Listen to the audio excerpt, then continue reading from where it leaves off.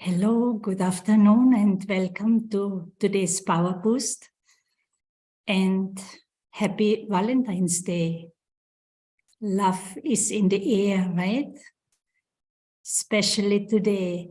It's a day that's very much celebrated here in the US, but also, of course, in other parts of the world. But how does it come that there is so much upheaval in the world? In our immediate world, in the bigger world. And on the other hand, we celebrate love, we connect with love. Love is such an energy that moves actually everything towards its original freedom and completeness. Pure love is unconditional. Pure love does not attach. Pure love has full respect. So when there is true and full pure love, real love, then there's no competition. There are no misunderstandings. Variety or differences are not considered to be as a threat. So what happened to our love? So many times when we nowadays speak of or about love, we are actually speaking of a form of love that has been or has become distorted. And another word for it is attachment. When there is pure, true love from one being to the other being, and there is respect, there's complete acceptance, how or whatever someone is. And in order to express that love, we need power. Inner power is required to be able to actually love fully, truly. And I think over a long period of time, once there was this time where we had that love, where we were able to live that pure love, but over a long period of time, probably because of forgetfulness, and then due to certain natural laws of taking rebirth, we lost our inner strength. And energies that were initially completely pure. And we had this true inner power. Because of the loss of it, those true energies, that truth within got distorted. And so we started to develop weaknesses and seeking love, seeking respect, appreciation, acknowledgement. We want others to take care of us. So a lot of dependencies have been developed.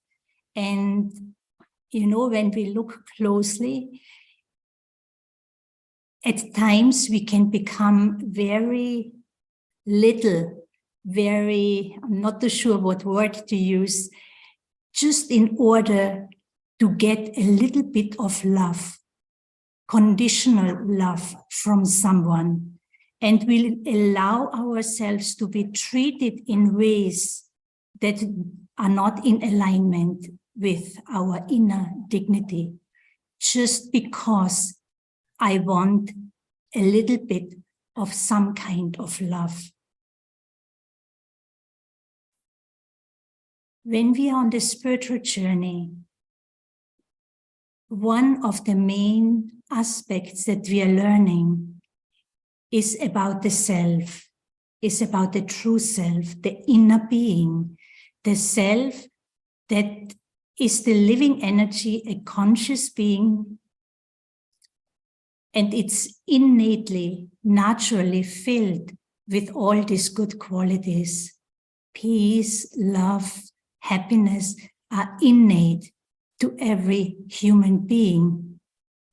Human being. So we differentiate between the human part and the being part. So to the being, we refer as to the soul, which is the living energy. And then there's the physical body, which becomes like a vehicle for me to use to express my goodness. But if I forget, if I am not aware that love is intrinsic to all of us, love is within. And love is an energy that is kind of fundamental to life, because what is it that connects all of us? We are strangers. We don't know, everyone, but still there's a connection. And so it's that pure energy of love that connects humanity.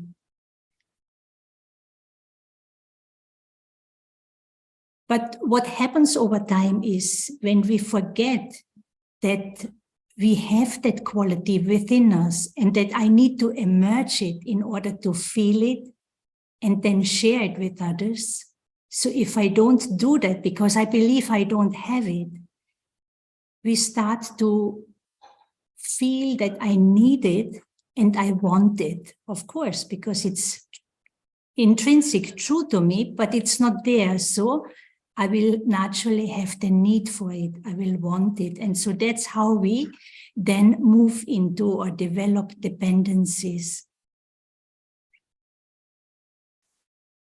And for that, or in order to return and emerge that pure love within, I find what we need is self-respect. When there is self-respect, and I start to respect myself as I am, I expect my innate goodness, the peace, the love, the respect, or the respect also, compassion, kindness, all these good qualities, and that I have already everything that I need in life. If I start to value that and respect it, I can take responsibility for it. And then, because it is my self-respect, I will not demand it. I will not want it from others. But it's part of my dignity to share it with others. And naturally, when you feel good, all you want to do is to share it with others, right? So I find self-respect is very, very crucial for us in order to actually experience our inner truth, reconnect to these pure energies, and then share those with others. Because if I don't consciously emerge them, I won't feel them. And if I don't feel love or peaceful, I'll want it, I need it. But we start to demand it from the outside. And then another aspect is, that whole aspect about power. Everyone wants to be powerful. And things happen in life and feelings get hurt.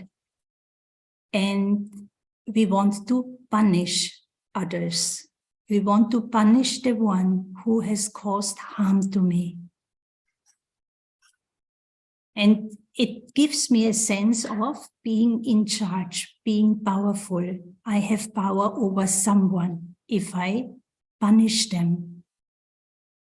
But we did not know that, for example, to get angry, to withdraw my love from others, I'm actually withdrawing the love from my own self, from within my own self. It's like I'm cutting my own throat, my own lifeline. And the heart starts consequently to shrink. It becomes tense. I keep accumulating pain, a burden in the heart. Because if my heart is not happy, whatever I can or will give to others will be anything than happiness. So if I have pain in my heart, that's what I will share with others. And consequently, that will make my heart more painful. Connected with self-respect, it is possible to re-emerge these beautiful energies within our own selves and start to heal. And of course, the greatest healer is God's pure unconditional love.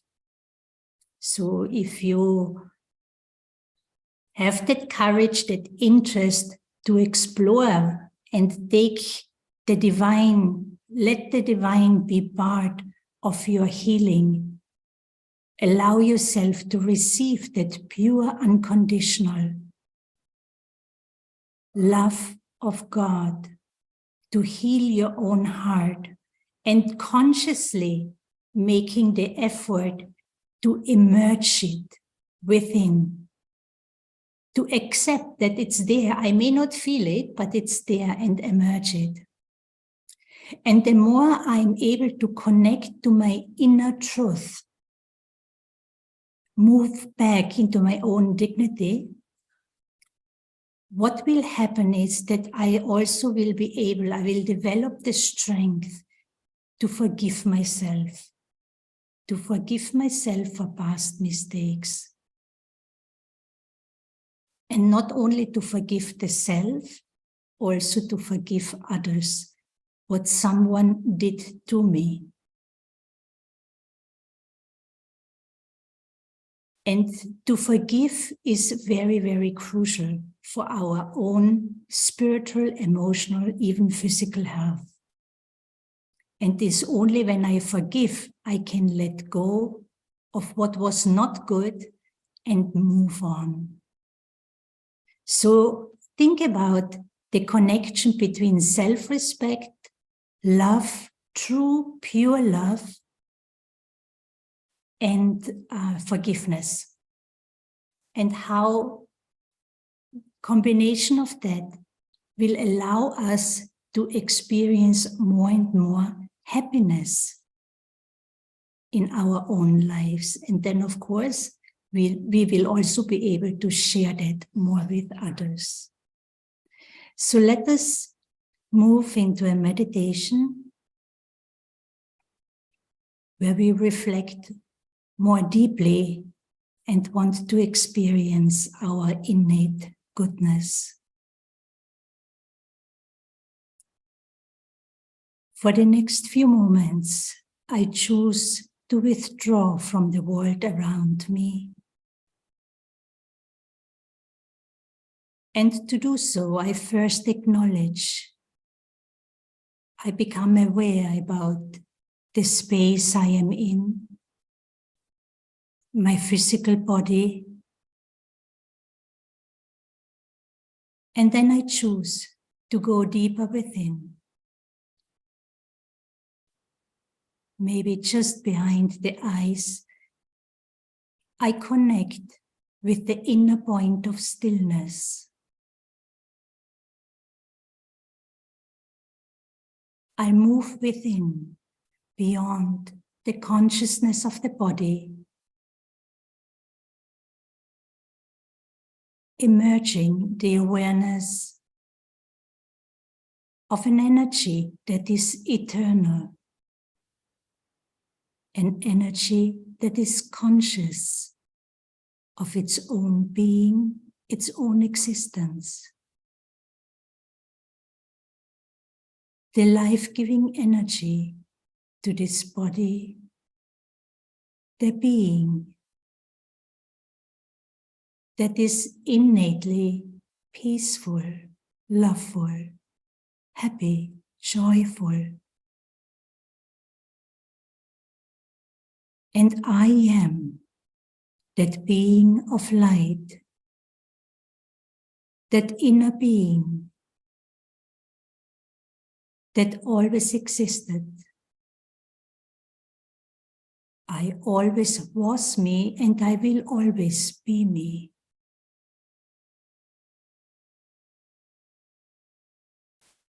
We can step away from people, but we cannot step away from our own mind and heart.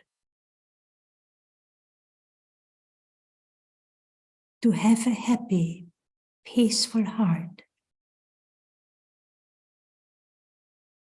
I have to realize that love is who I am.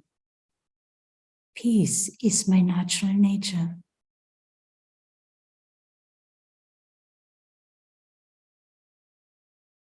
And I share those energies through my actions as I express myself through this body. I extend those energies to the world around me.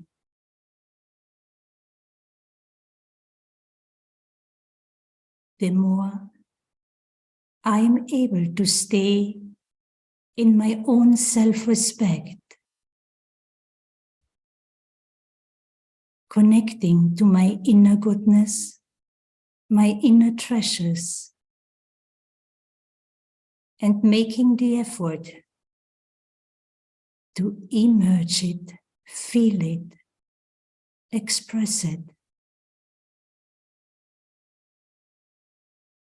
the more I can help others to recognize their inner strength,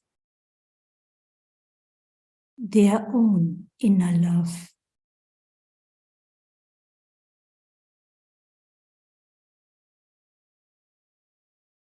This way, I create a relationship of happiness, of empowerment with myself,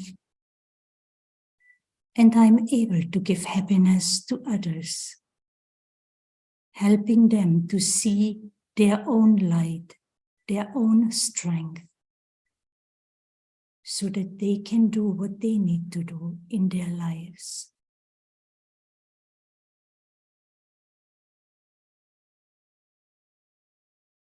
Om Shanti.